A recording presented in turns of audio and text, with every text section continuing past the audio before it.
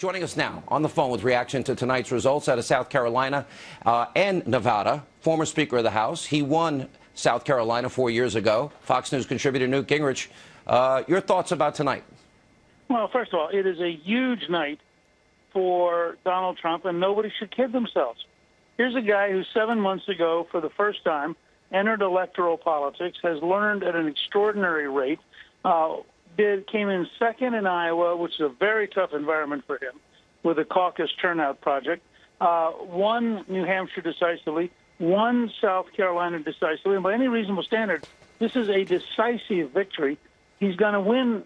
If you look at the numbers in Nevada right now and the fact they only have a few days to turn it around, he's going to win Nevada. Now, at that point, somebody in the establishment, I've been listening with amusement to the conversation you're having. You and I must be thinking the same thing. I'm like, have you been listening? If you add this to this to this, oh, then you might beat Trump. It's hilarious. No, I mean, what people need to get a grip on in the Washington establishment is their job is to understand Trump. His job isn't to understand them. Boy, that's really well said. You know, they live in a world of ideas and details and policy programs and long papers and, you know, conferences on ideas. This guy lives in a world of making very big decisions, doing very big things, you know, and I think he should start keeping a list. Will there be a wall and how soon? Will he, in fact, have gotten through a dramatic change in health care and how soon? Will he, in fact, rethink our policy in the Middle East and how soon? But these are future-oriented, and that's the base of his support, is people who are sick and tired of the day-to-day baloney that has dominated American politics. And it's also a very simple rule. If you think Washington's so sick you want someone to kick over the table, then you like Donald Trump and you frankly don't care about the details. And remember, between Trump, Cruz, and Carson, 62% of South Carolina Republicans voted for very dramatic change. Mr. Speaker, let me ask you this, because I watch with amusement, and maybe I'll even add the word a little bit of frustration tonight, because I was watching people with their, and I was flipping channels all over the place, like a lot of us do in the news business, and I'm watching this person say, well, if you add this person's numbers to that person's numbers to this person's numbers, then you might be in a position where Trump's really in trouble now, and I'd be very worried if I'm Donald Trump at this point. And I'm thinking, he just won South Carolina by a huge margin. He just won, you know, New Hampshire by a huge margin. Let me give you a simple analogy. As you know, Cliff and I are big Green Bay fans and actually own one share of stock.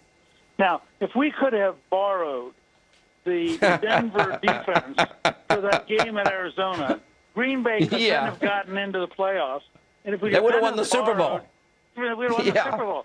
I mean, these guys, first of all, if Carson drops out, at least half his vote's going to go to Trump.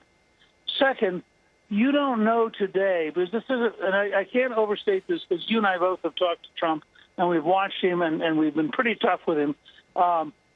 This is a guy who's learning every 24 hours.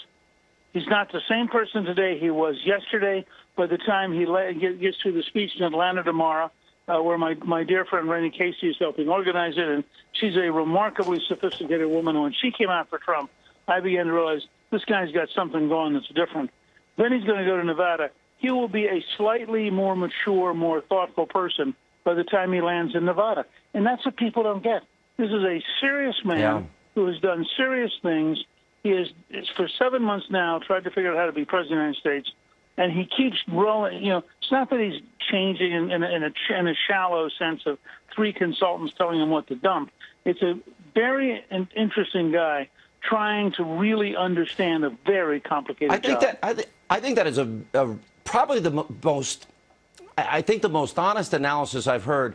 You actually said something very early in the process, and you said it both on my radio show and right here on the Fox News channel, that if you want to know who Donald Trump is, read The Art of the Deal. You get some insight into his mindset. So here's my question for you. Going into Nevada, going into Super Tuesday, if you were to talk to him on the phone tonight and say, great job, but I would advise you to make these 3 minor tweaks, what would you tell him? I tell him, first of all, change nothing between now and Nevada because it's too short a time. Hold every possible rally in Nevada you can get to, and go to every small town you can get to where they never see a candidate, and you'll win Nevada in a huge margin, and that gives you a boost. Then take a deep breath take 24 hours off the campaign trail and think about being a potential president rather than a potential candidate, and he will begin to grow into a job vastly more humbling and vastly more challenging than anything he has ever dreamed of.